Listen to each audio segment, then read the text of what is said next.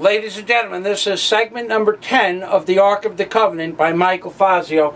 And in segment number 9, I kicked out the plug to the camera. I apologize, but I'm not going to do that one over again. We're just going to continue. The eyes that appear on the ends of the $1 bill that are part and parcel of the beasts are this set of eyes here, this set of eyes here. And on the opposite end you have the same set of eyes. When you turn the bill right side up, you have the eyes of what could be or appear to be a bullock. Now I'm going to turn this on end to show you what a bullock could appear to look like, so that you can see that this is a bullock inverted. Now when I take the bill and move it to the opposite end of the scale, this is a bullock and the horns that face upwards of the bullock. The eyes that appear of the angels of the Lord God face both before and behind.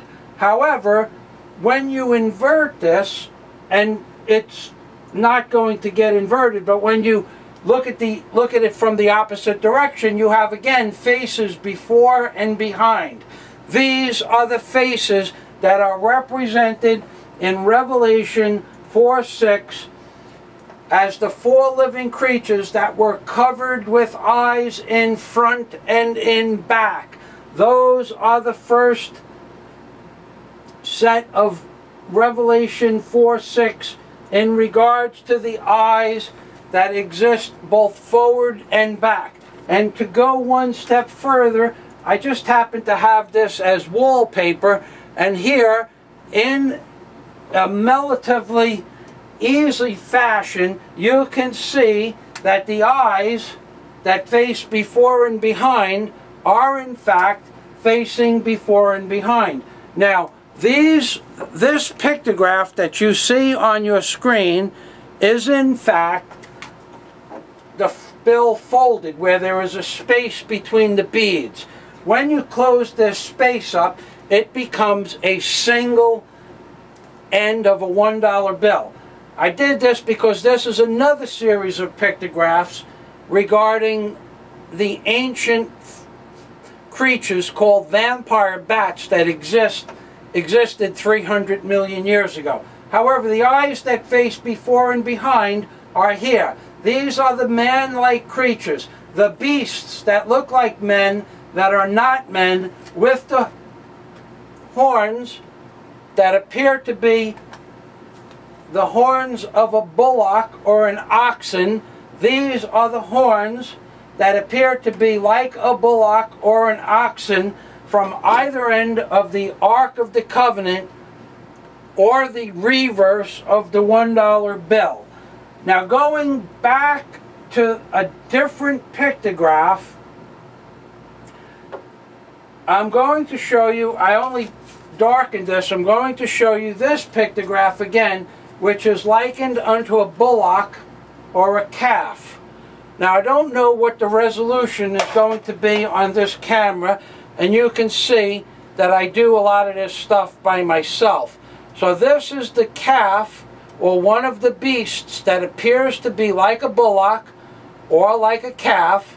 It also appears to be the faces of men that appear on either end of the Ark of the Covenant from either this position or the inverted position, because when you invert the bill, again you see faces of men facing up on a 45-degree angle.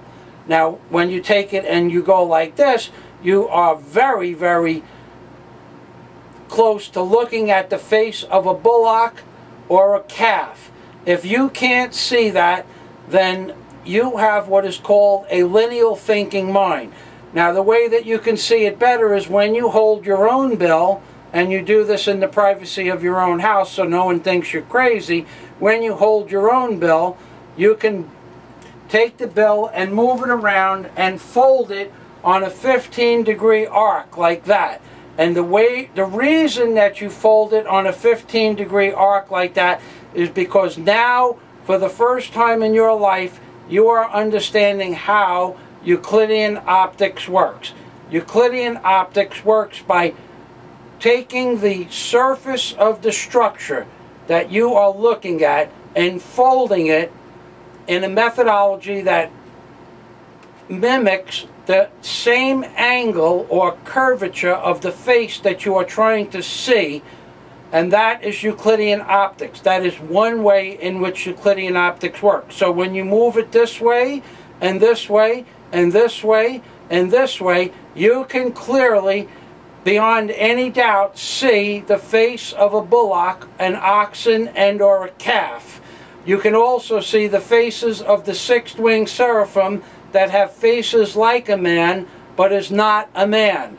These are real, ladies and gentlemen. These are the pictographs that were placed on the Ark of the Covenant and on the reverse of the $1 bill, because in fact, I can tell you unequivocally that this Bible was written more to describe what occurs on the reverse of the $1 bill than it is to describe what Moses saw and received on the Sermon on the Mount. Because, ladies and gentlemen, this is the Ark of the Covenant that is on the reverse of the $1 bill that was spoken about, that would be found once again at the end of times and the time of the ends.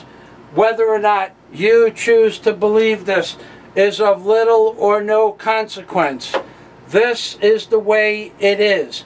I am the discoverer of these pictographs. By the end of this week, I am sure that some scholar or literary person that believes themselves to be scholarly in hieroglyphs, pictographs, pictography, Euclidean optics, geometry, one of these guys that think that they're such a genius that never saw any of this stuff before is going to say, oh, how did that guy from Howard Beach figure all of this stuff out? Well, I had help. But moving past that, let's go back to the pictograph that I have on my screen for a moment. And that pictograph is a pictograph, again, of the faces that face before and behind. And what you see here is a representation of the bullock's horns. However, the eye that appears on the base of this pictograph and the eye that appears here, when you count these lines that are inside this first portion of what would be the hinge section of the seraphim, when you count these lines are the 6 lines that represent the 6 wings of the sixth-winged seraphim that appears as the creature or beast that protects the Lord God and says, holy, holy, holy, blah, blah, blah. I don't know the rest of it. I have to read it. But those are the six-winged seraphim that are discussed, that have eyes in front and in back. And the first living creature was like a lion. Now, the lion is discussed in another of my videos. The first living creature is like a lion. Well, that you're not going to see a lion, because these are pictographs and representations. But what you are going to see is the word one. In God trust one. Now, these were the 10 commandments that were given to Moses, and God and Jesus Christ and or Saint Michael, or the Archangel Michael, excuse me, are supposedly interchangeable. So if God and the representation of Jesus Christ on earth are interchangeable, and Jesus Christ is God, then Jesus Christ is represented as the word one.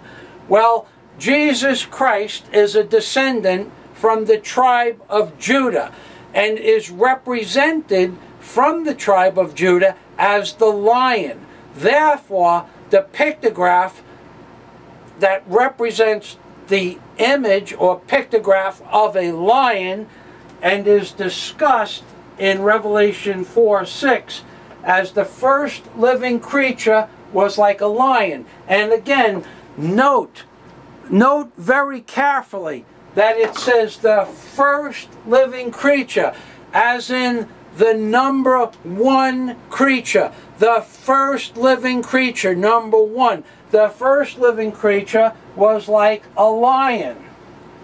And that's the lion. And then we're going to go, the second living creature was like an ox that we already covered.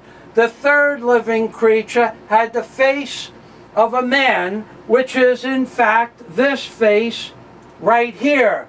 The face of a man that appears on my computer screen. And the last living creature is like an eagle that also appears on the reverse of the $1 bill. The eagle is represented as the eagle on the reverse of the $1 bill. And there you have the four living creatures that are spoken about in the book of Revelation, chapter 4, verses 6 through 8, interpolated by Michael Fazio, aka Hoodwinked by an Angel, and I need to get a bigger camera.